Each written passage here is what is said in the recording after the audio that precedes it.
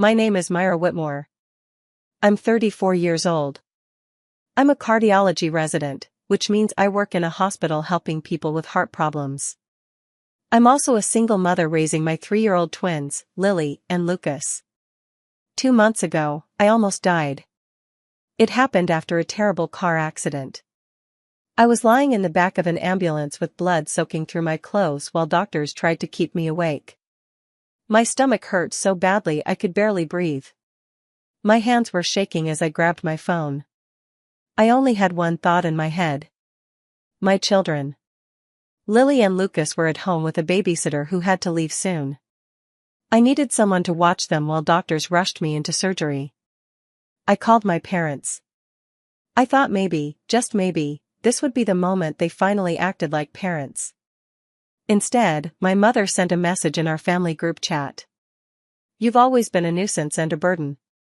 We have Taylor Swift tickets with Vanessa tonight. Figure it out yourself." Then my father texted. "You're a doctor. You're used to hospitals. Stop making this dramatic." "And my older sister Vanessa?" She sent a laughing emoji. That was it. No panic. No concern. No, "Are you okay?" Just a laughing emoji while I was bleeding inside an ambulance. Something inside me broke in that moment. Not my body. My heart. So from that hospital bed, while doctors prepared to cut me open and save my life, I made a decision. I called an emergency nanny service. I paid triple the normal price. Then I cut my family off completely. The mortgage payments I had secretly been paying for my parents every month for 8 years? Gone.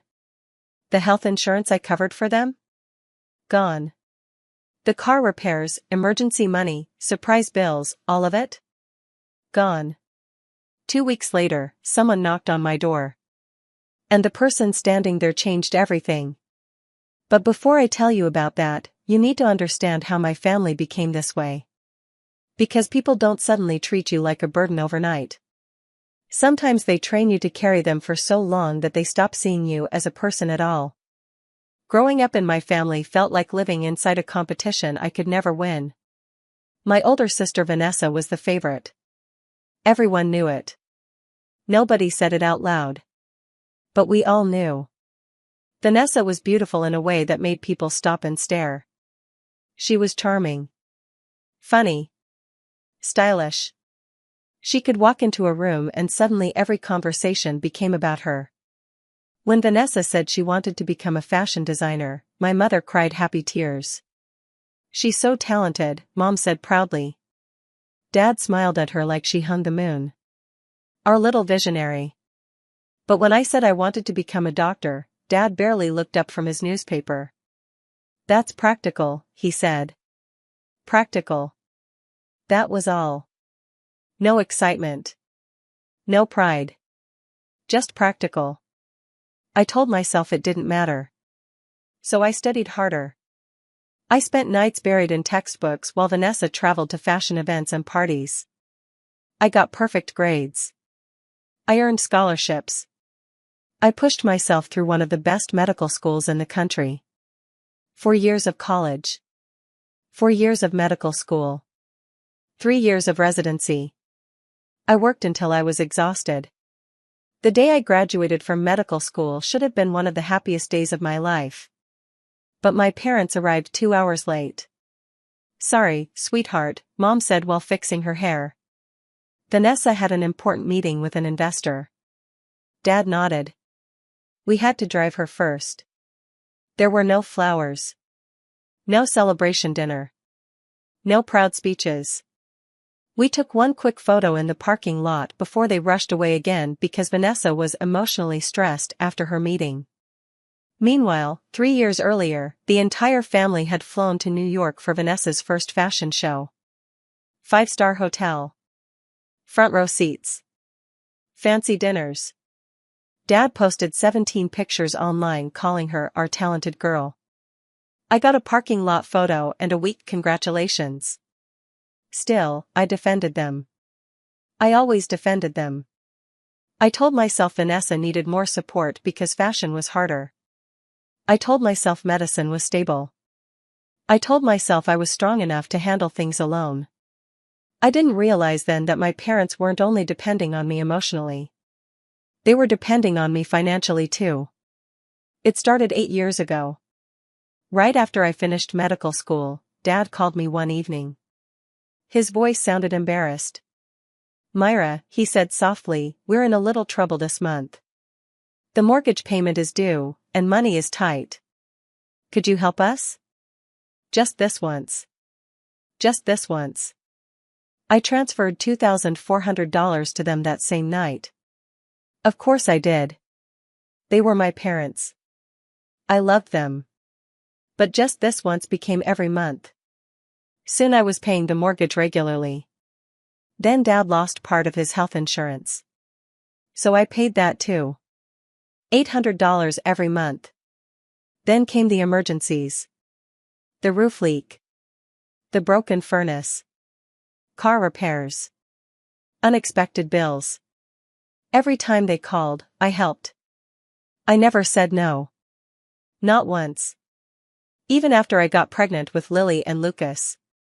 Their father left me during my 5th month of pregnancy. One day he simply packed his bags and walked away. I remember sitting on the edge of my apartment bed afterward, staring at the empty closet while the babies kicked inside me. I felt terrified. Alone. Broken. Then one night during my pregnancy, I started bleeding badly and ended up in the hospital. I called my parents crying. "Please come," I begged.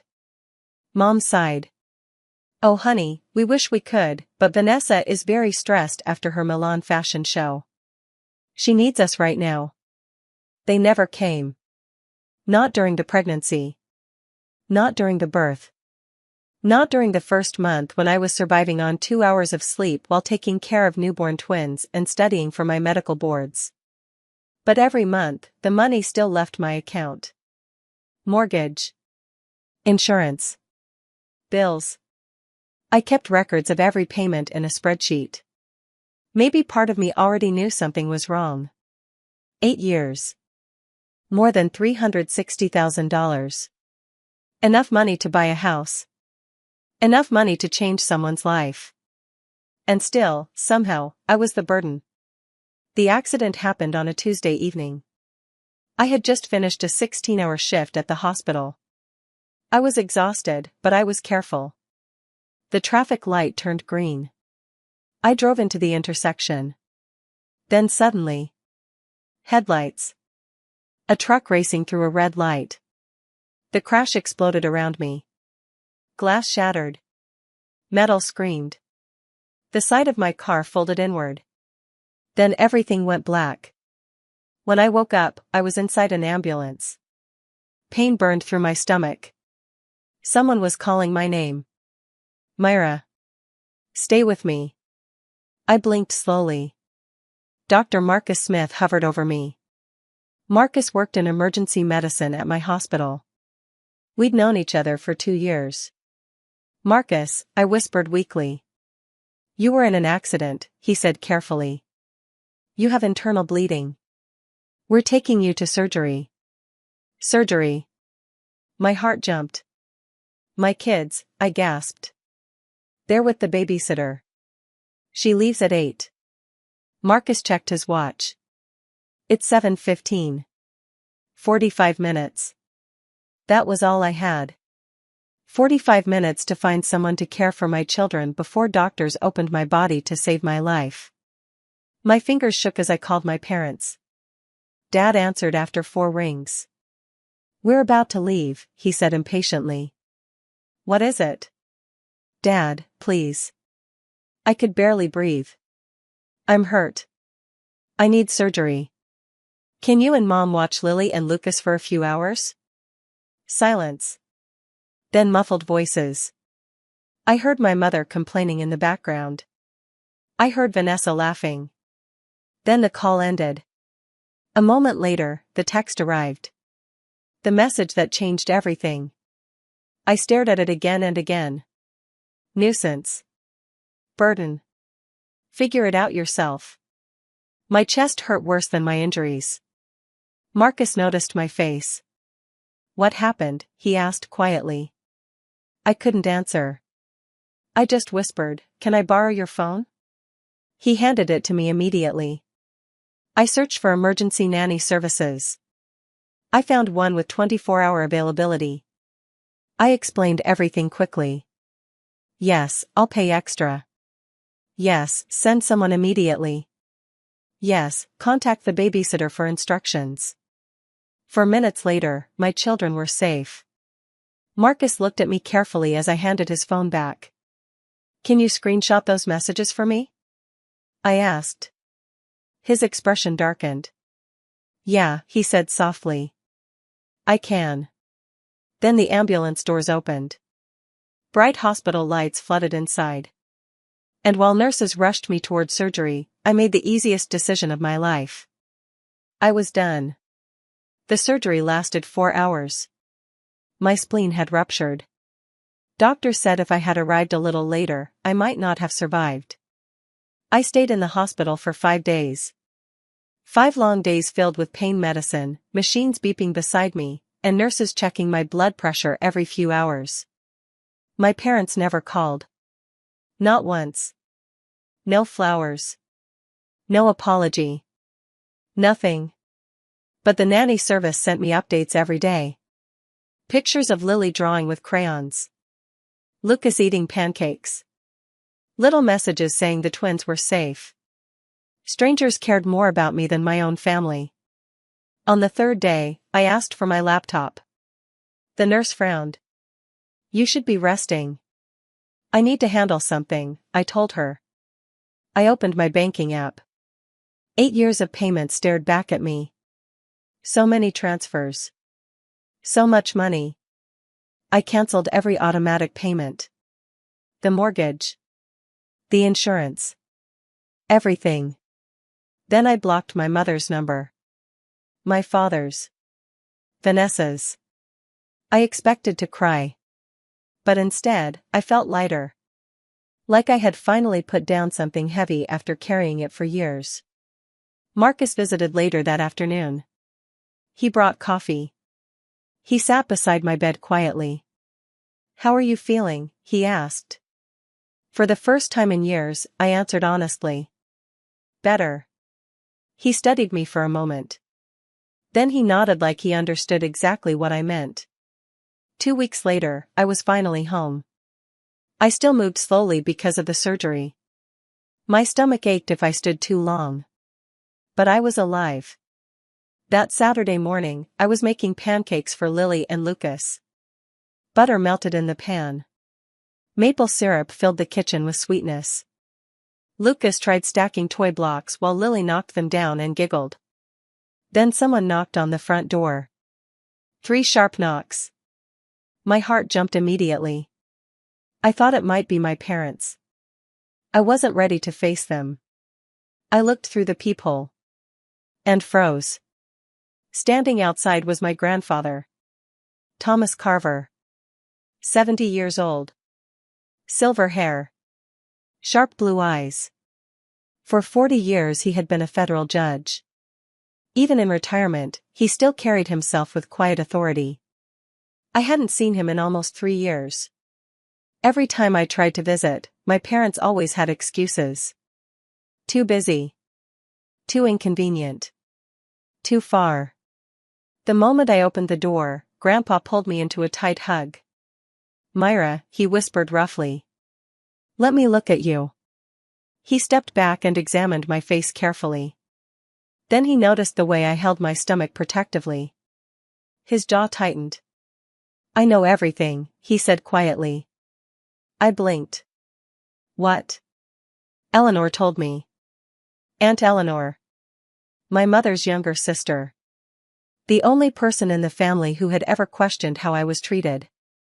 Grandpa sat at my kitchen table while Lily and Lucas showed him their toys. He laughed with them easily. The twins loved him immediately. "They remind me of you," he said softly. Same stubborn little face. I handed him coffee. "How did you find out?" I asked. "Eleanor called me the night of the accident." His eyes darkened. I've watched this family for years, Myra. I saw the favoritism. I saw the way your parents used you. I stared down at my coffee cup. I thought maybe I was imagining it. You weren't. His voice was firm. I spent 40 years listening to lies in courtrooms. I know exploitation when I see it. Then he leaned closer. Do you still have proof of the money you gave them? Yes. Good. He reached into his jacket and handed me an invitation. His 70th birthday party. The whole family will be there, he said. And I think it's time the truth finally comes out. My stomach twisted. Grandpa, what if everyone hates me? He squeezed my hand gently. The people worth keeping won't. The next 2 weeks were stressful. I printed every payment record. Every transfer. Every bank statement. 8 years of support organized inside one folder. Aunt Eleanor came over 3 days before the party. She flipped through the pages slowly. Then she looked at me in shock. Myra, this is over $360,000. I nodded. Her eyes filled with anger. And they called you a burden? I don't want to destroy the family, I whispered. You're not destroying anything, she said firmly. You're exposing the truth. That same evening, a cousin texted me. Vanessa's telling everyone you've been unstable since the accident. I stared at the message quietly. Of course she was. They were preparing the family before the party even started. Painting me as dramatic. Emotional. Crazy. I almost laughed. People who lie are always terrified of the truth. Grandpa's birthday party was held at his large colonial house. More than 40 cars filled the driveway. Inside, waiters carried drinks through crowded rooms while a string quartet played soft music. I wore a simple navy dress. Nothing flashy. I wasn't there for attention. I was there because I was finally done hiding. The moment my parents saw me, their smiles disappeared. Then Vanessa approached. She wore an expensive designer dress and the same perfect smile she always used in public. Oh, Myra, she said sweetly while kissing the air near my cheek. We heard about your little accident. You seem okay now. I stared at her. A ruptured spleen and internal bleeding isn't little. Her smile twitched. Mom said it was minor. Mom wasn't there. For 1 second, Vanessa's fake confidence cracked. Then she recovered. Well, she said coldly, you look fine now. She walked away. 30 minutes later, the attack began. I stood near the drinks table when I heard Vanessa speaking loudly to a group of relatives. I'm honestly worried about Myra, she sighed dramatically. The accident changed her. She's been saying strange things and cutting everyone off. Mom joined her. We've tried everything, she said while pretending to wipe tears away. But she won't answer us. I think she's having some kind of breakdown. Several relatives looked toward me with pity. Poor Myra. Poor confused girl. I stayed silent. Aunt Eleanor stepped beside me. They've been spreading this story all week, she whispered angrily. I know. Across the room, Grandpa watched everything carefully. Then suddenly someone tapped a glass. The room fell quiet. Grandpa stood slowly. Before we continue celebrating, he announced calmly, there are some things I'd like to discuss. The air in the room changed immediately. Dad stepped forward quickly. Before you do that, he interrupted, the family should understand that Myra has been emotionally struggling since her accident. Mom nodded sadly. She's been spreading hurtful lies about us. Dad placed a hand over his heart. We've only ever wanted the best for her. Vanessa added softly, she even claims we abandoned her during her accident, which simply isn't true. Murmurs spread around the room. I felt everyone staring at me. My throat tightened. Then Grandpa spoke. Are you finished, Richard? Dad froze. The calmness in Grandpa's voice was somehow more frightening than shouting. The family deserves the truth, Grandpa continued.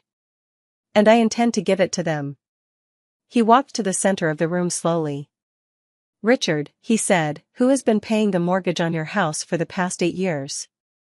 Dad's face turned pale. What? Your mortgage, Grandpa repeated calmly. Who has been paying it? We pay our own bills, Dad snapped. Grandpa opened the folder. Interesting, he said.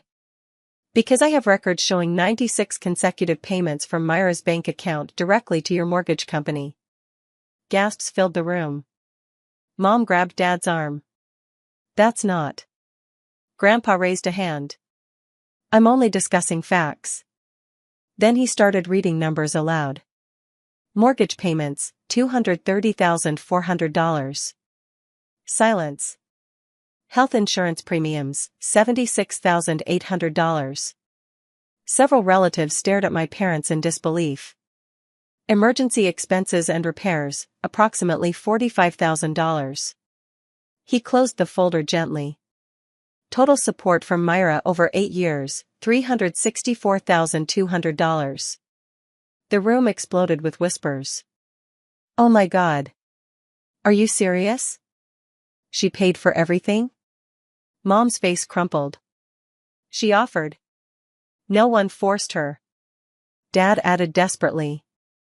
Grandpa's eyes hardened. No one said you forced her. But tell me something. How many times did you thank her? Silence. How many times did you support her during difficult moments? Still silence. How many times did you show up for your daughter? Mom burst into tears. Dad looked completely lost. We thought she was okay, he whispered weakly. She always handled everything. She handled everything because she had no choice, Grandpa replied. Then his face became even colder. There's one more thing the family should hear. He pulled out his phone. 2 months ago, Myra was bleeding internally inside an ambulance. She called her parents because she needed someone to watch her children before emergency surgery. The room became perfectly silent. Grandpa adjusted his glasses. This was the response. Then he read the text message out loud. Every word. Nuisance. Burden. Figure it out yourself. Shock crashed through the room. One aunt covered her mouth. A cousin whispered, "That's horrible." Vanessa panicked. You're taking it out of context. There is no context that makes this acceptable, Aunt Eleanor snapped. Dad raised his voice. We didn't know she was dying. Grandpa stared directly at him. Did you ask? Dad said nothing. Did you call back?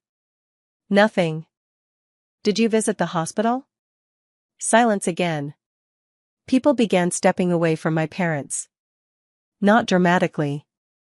Just quietly. Like they suddenly saw strangers standing in front of them. Grandpa finally turned toward me. Myra, he said gently, is there anything you'd like to say? At first, I couldn't move. My hand shook. Lily clung tightly to my shoulder. Then slowly, I stepped forward. I didn't come here for revenge, I said quietly. The room listened carefully. For most of my life, I believed my family loved me differently because I was stronger. I thought Vanessa needed more attention, more help, more support. I looked directly at my parents. So I became useful instead. Tears burned my eyes. I worked harder. Gave more. Asked for less.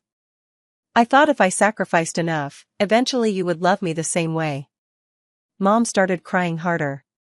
But I kept going. Then I was lying in that ambulance, terrified and bleeding, and I realized something. My voice shook. I wasn't loved because I was strong. I was used because I stayed quiet. Several relatives looked down guiltily. My father tried to interrupt. Myra, No. I stopped him. I'm not finished. The room froze. I don't hate you, I told them honestly. But I can't keep pretending this is normal. I can't keep paying for people who treat me like a burden. One uncle turned toward Dad angrily. How could you let this happen? Dad looked humiliated. So what now? He demanded bitterly. You embarrass us in front of everyone? This isn't about embarrassment, I answered quietly. It's about honesty. Vanessa crossed her arms. We're still your family. I nodded slowly. You're right. Families are supposed to help each other. Then I looked directly at her. So where were you when I was pregnant and abandoned? Where were you when I studied for exams while raising newborn twins alone? Where were you when I was bleeding inside that ambulance? Vanessa opened her mouth. Then closed it again. She had no answer. I took a deep breath. I'm not sending money anymore. The words felt heavy. But also freeing. And I need distance. Real distance. Not guilt. Not manipulation. Space. Mom reached toward me desperately. Myra, please. If one day you truly understand what you did, I said softly, maybe we can rebuild something honest. But I'm done pretending everything is okay. An older aunt stepped forward and squeezed my hands. I'm sorry, she whispered. We had no idea. I gave her a small sad smile. That's because I was never supposed to tell anyone.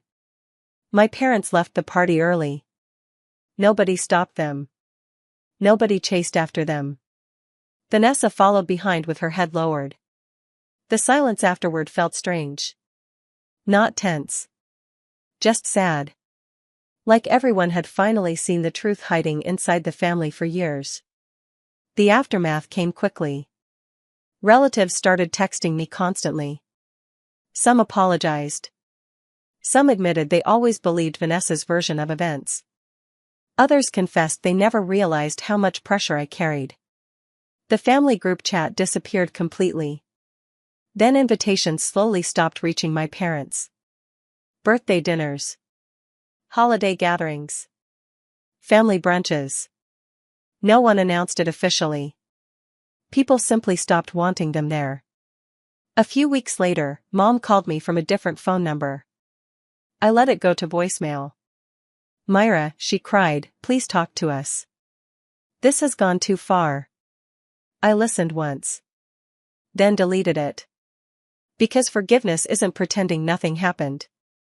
And I wasn't ready for forgiveness yet.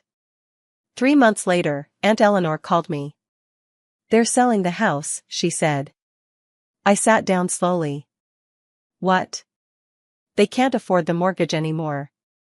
I didn't feel happy. I didn't feel guilty either. Mostly, I felt tired. Where will they go? I asked. Your Uncle Frank is letting them stay in his guest house temporarily. But he told them they need jobs. Jobs. My father had retired early years ago. My mother never worked outside the home. They had built their entire life around my money without even realizing how dependent they had become. What about Vanessa? I asked. Eleanor sighed. She lost a major fashion contract after people heard what happened at the party. Apparently reputation matters. That night, I opened my banking app again. The money that used to go toward my parents now went into college savings accounts for Lily and Lucas. My children would never feel responsible for carrying other people. 6 months after the party, my phone rang one evening. Unknown number. Normally I would ignore it. But something told me to answer. Myra? Vanessa. Her voice sounded smaller than I had ever heard it before. Please don't hang up. I stayed quiet. I'm sorry, she whispered. Real tears filled her voice. I'm sorry for all of it. For the way I treated you. For laughing at that message when you were hurt. I closed my eyes. When you were dying, she whispered shakily, I laughed. I can't stop thinking about it. Neither of us spoke for a moment. Then she continued. I didn't know about all the money. Not everything. I knew Mom and Dad struggled sometimes, but I never asked questions because I liked being the favorite. Her laugh sounded bitter. I liked that life was easy for me. And now? I asked softly. Now nothing is easy. I heard pain in her voice. Real pain. I'm not asking for money, she said quickly. And I know you don't owe me forgiveness. I just needed you to know that I finally see it. I see what they did. I see what I became. I took a slow breath. Then build a better life from here. She started crying quietly. I'm trying. Good. Then we hung up. And for the first time in a very long time, I felt something unexpected. Hope. 1 year after the accident, my life looked completely different. The twins and I moved into a smaller apartment closer to the hospital. 2 bedrooms. 1 bathroom. A tiny kitchen. Nothing fancy. But it felt peaceful. Safe. Mine. Every month, money went toward our future instead of disappearing into endless family demands. Lily and Lucas were happy. Grandpa Thomas became a huge part of our lives. Every Sunday he picked the twins up for adventures. The zoo. The park. Ice cream before dinner. They're wonderful children, he told me one afternoon. You're raising them with love instead of guilt. That matters. Aunt Eleanor became one of my closest friends. She helped me understand something important. Boundaries are not cruelty. Saying no is not betrayal. Protecting yourself does not make you selfish. As for my parents, I heard small updates through relatives. Dad worked part-time at a hardware store. Mom did bookkeeping for a church. They were surviving. Some days I wondered if they missed me. If they regretted everything. If they finally understood what they lost. But those questions no longer controlled my life. For 34 years, I believed love had to be earned. I thought if I gave enough money, enough energy, enough sacrifice, eventually people would choose me. But real love doesn't work that way. Real love doesn't keep score. It doesn't punish you for having needs. And it certainly doesn't call you a burden while you bleed inside an ambulance. The people who truly loved me showed up when it mattered. Grandpa Thomas. Aunt Eleanor. Marcus. Even strangers from the nanny service. None of them loved me because I was useful. They loved me because I mattered. That changed everything. I still don't know what the future holds with my parents. Maybe one day they'll truly apologize. Maybe they'll finally understand the damage they caused. And if that day comes, maybe we can rebuild something honest. But I'm no longer waiting for it. My life belongs to me now. My love. My energy. My future. And if the people who raised you call your boundaries selfish, maybe they were never benefiting from your love. Maybe they were benefiting from your silence. To anyone carrying a weight that was never meant to be yours, hear me clearly. You are not weak for putting it down. You are not selfish for protecting your peace. And you are not a burden for finally choosing yourself. Sometimes freedom begins the moment you stop begging for love from people who only valued your sacrifice. And sometimes the bravest thing you can do is walk away. I almost died before I learned that lesson. But now? I'm finally living. If this story moved you, don't forget to like the video and subscribe to the channel for more real-life stories like this. And tell me in the comments, what would you have done in my place?